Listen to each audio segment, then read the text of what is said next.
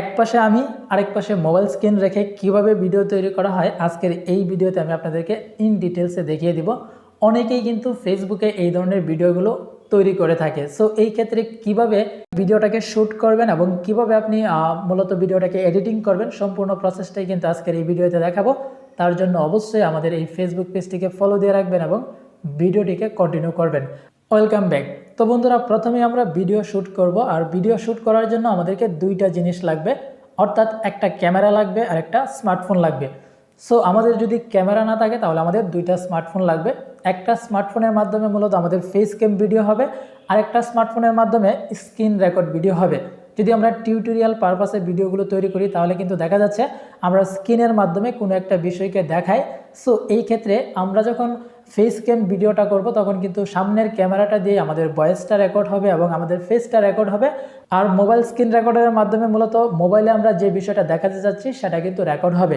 আর editing করার সময় just আমরা আমাদের এই ভিডিওর সাথে আমাদের ভয়েসের সাথে ওই মোবাইলের যে স্ক্রিন রেকর্ডিং ভিডিওটা সেটার ভয়েসের সাথে আমরা অ্যাড করে আমরা জাস্ট অ্যাডজাস্ট করে নেব। আর অ্যাডজাস্ট করে নিলেই কিন্তু আমাদের ফাইনালি একটা ফেসবুকের জন্য ভিডিও হয়ে যাবে। তো আমি যে ভিডিওটি তৈরি করতেছি সেটাও কিন্তু একটা ক্যামেরা দিয়ে মূলত রেকর্ড করছি, আর আমার এখানে ফোনে স্ক্রিন রেকর্ড হচ্ছে। আমি আপনাদেরকে দেখাচ্ছি। দেখেন, ক্যামেরাটা ওপেন করার পর এখানে দেখতে পাচ্ছেন আমি কিন্তু ডিএসএলআর ক্যামেরা দিয়ে মূলত আমার ফেস ক্যাম ভিডিও করছি, আর স্ক্রিন রেকর্ড ভিডিওটা কিন্তু আমার এই মোবাইলে হচ্ছে। তারপর আমি এডিটিং করব। ওকে, তো বন্ধুরা, ভিডিও এডিটিং করার জন্য অনেকেই কিন্তু কাইনমাস্টার, ইনশট অথবা ক্যাপকাট অ্যাপ্লিকেশন ব্যবহার করে থাকে। তো ফাইনালি আজকের এই ভিডিওটি আমি এডিটিং করার জন্য কাইনমাস্টার অ্যাপ্লিকেশন ব্যবহার করব। তার জন্য প্রথমে কাইনমাস্টার অ্যাপ্লিকেশনটি ওপেন করব। ওপেন করার পর এখান থেকে চলে যাব নিউ প্রজেক্ট, এই অপশনটির উপর ট্যাপ করব। সো তারপর এখান থেকে আমরা অ্যাসপেক্ট রেশিও সিলেক্ট করব 1:1, কারণ ফেসবুকের জন্য এটাই হচ্ছে স্ট্যান্ডার্ড রেশিও। ওকে, তো এটা সিলেক্ট করার পর আমরা জাস্ট এখান থেকে ক্রিয়েট এই বাটনটির উপর ট্যাপ করে দেবো, তাহলে কিন্তু কাইনমাস্টার ওপেন হয়ে যাবে। কাইনমাস্টার ওপেন করার পর আমরা মিডিয়াতে যাব। এবার ইমেজ অ্যাসেট, এখান থেকে একটি ব্যাকগ্রাউন্ড কালার সিলেক্ট করব। এই ব্যাকগ্রাউন্ড কালারের ডিউরেশনটা বাড়িয়ে দিব। এবার প্রথমে চলে আসব, এখান থেকে চলে যাব লেয়ারে, তারপর মিডিয়াতে। এখন আমরা একটি ফেস ক্যাম ভিডিও এখানে ইম্পোর্ট করব। ভিডিওটি ইম্পোর্ট করার পর এখন আমরা এক পার্শ্বে অ্যাডজাস্ট করব। এইখান থেকে টেনে আমরা জুম করব, তারপর অ্যাডজাস্ট করে দিব। এখন আমরা চাইলে উপরে এবং নিচে ফাঁকা রাখতে পারি টাইটেল দেওয়ার জন্য, কিন্তু তার আগে আমরা আবার এখান থেকে লেয়ারে যাব, তারপর মিডিয়াতে যাব। এবার আমাদের স্ক্রিন রেকর্ড একটি ভিডিও ইম্পোর্ট করব। স্ক্রিন রেকর্ড ভিডিওটি ইম্পোর্ট করার পর এখন এই ভিডিওটিকে আমরা আরেক সাইডে বা আরেক পার্শ্বে অ্যাডজাস্ট করব। এখানে অ্যাডজাস্ট করার পর এখন আমরা আবার লেয়ার আইকনের উপর ট্যাপ করব, তারপর এখান থেকে মিডিয়াতে যাব। এবার একটি ডাউনলোড করা মোবাইল ফ্রেম এখানে ইম্পোর্ট করব। এই ফ্রেমটি এখন আমাদের মোবাইলের যে স্ক্রিন রেকর্ড সেটার সাথে অ্যাডজাস্ট করতে হবে। আমরা জাস্ট এখান থেকে জুম করে অ্যাডজাস্ট করে দিব। ওকে, তো মোটামুটি কিন্তু আমাদের এখানে ভিডিও ইম্পোর্ট করা হয়েছে, তারপর স্ক্রিন রেকর্ড ভিডিও ইম্পোর্ট করা হয়েছে, পাশাপাশি ওই মোবাইল স্ক্রিন রেকর্ডের উপরে কিন্তু একটা মোবাইল ফ্রেম অ্যাড করা হয়েছে। এখন আমরা এখান থেকে টাইটেল দিতে পারি আমাদের এই ভিডিওর জন্য। সো টাইটেল দেওয়ার জন্য আমরা জাস্ট এখান থেকে লেয়ার আইকনের উপর ট্যাপ করব, তারপর এখান থেকে টেক্সট এখানে ট্যাপ করব। এবার এখানে আমাদেরকে টাইটেলগুলো লিখতে হবে। ওকে, তো এখানে দেখতে পাচ্ছেন একটা টাইটেল আমরা লিখেছি। এই টাইটেলটা এখন আমরা আরও কাস্টমাইজেশন করব। তার জন্য আমরা এখান থেকে স্ক্রল ডাউন করব। প্রথমত এখানে আমরা ব্যাকগ্রাউন্ড কালার দিব। সো এইখান থেকে আমরা জাস্ট এখান থেকে অ্যানাবল করে দিব, তারপর এখানে ট্যাপ করব এবং এইখান থেকে আমরা কালার দিব রেড, তারপর এখান থেকে অপাসিটি বাড়িয়ে দিব।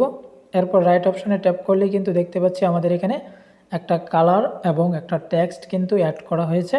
ওকে, তো এবার আমরা এখান থেকে ফুল ব্যাকগ্রাউন্ডটা সিলেক্ট করে দিব। এবার আমরা এই টেক্সটটুকু উপরে অ্যাডজাস্ট করব। এখন আমরা চাইলে এখানে যে কালারটা রয়েছে সেই কালারটা আমরা চেঞ্জ করতে পারি, এবং কালার যদি চেঞ্জ না করতে চাই তাহলে আমরা জাস্ট এখান থেকে ফন্ট অপশানের উপর ট্যাপ করব। এই ফন্ট অপশানের উপর ট্যাপ করে এখন আমরা কিন্তু এই টেক্সটের ফন্টটাকেও চেঞ্জ করতে পারি। যদি আপনার কাইনমাস্টারে বাই ডিফল্ট কোনো ফন্ট ডাউনলোড করা থাকে তাহলে শুধু আপনি সেই ফন্ট ব্যবহার করতে পারবেন। ওকে, তো দেখতে পাচ্ছেন এখন কিন্তু আমি এখানে একটি টেক্সট অ্যাড করেছি এবং ফন্ট এডিটিং করে এখানে অ্যাড করে দিয়েছি। এখন আমরা চাইলে কিন্তু এটাকে আরেকটু ছোট করে দিতে পারি, তার জন্য এখান থেকে জুম ইন জুম আউট করলেই হয়ে যাবে। তো এখন যদি আপনি এই ভিডিওটির নিচেও আরেকটি টেক্সট অ্যাড করতে চান তাহলে আপনি জাস্ট উপরের টেক্সটটুকু এখান থেকে 3 ডট মেনুতে ট্যাপ করে ডুপ্লিকেট করে নেবেন। তো এরপর আপনি এই ডুপ্লিকেট কপি জাস্ট নিচে অ্যাডজাস্ট করে দিবেন। এবার আপনি এই টেক্সটটুকু এডিটিং করার জন্য জাস্ট এইখান থেকে আপনি এই এডিট অপশনের উপর ট্যাপ করে দিবেন। তারপর এখানে অন্য টেক্সট অ্যাড করবেন। এখানে জাস্ট লিখব মোবাইল দিয়ে, ওকে করে দিব।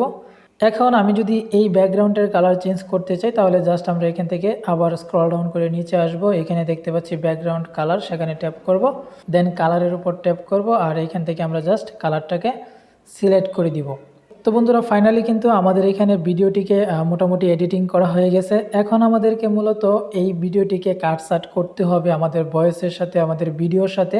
এই মোবাইলের স্ক্রিন রেকর্ডের যে ভয়েস বা আমরা যে কাজটা দেখাবো সেটা কিন্তু অ্যাডজাস্ট করতে হবে। তো অ্যাডজাস্ট করার পর ফাইনালি যখন অ্যাডজাস্ট হয়ে যাবে তখন আমরা ভিডিওর যে অতিরিক্ত অংশটুকু থাকবে সেগুলো আমরা জাস্ট এখান থেকে ট্রিম করে বাকি অংশটুকু ডিলিট করে দিব।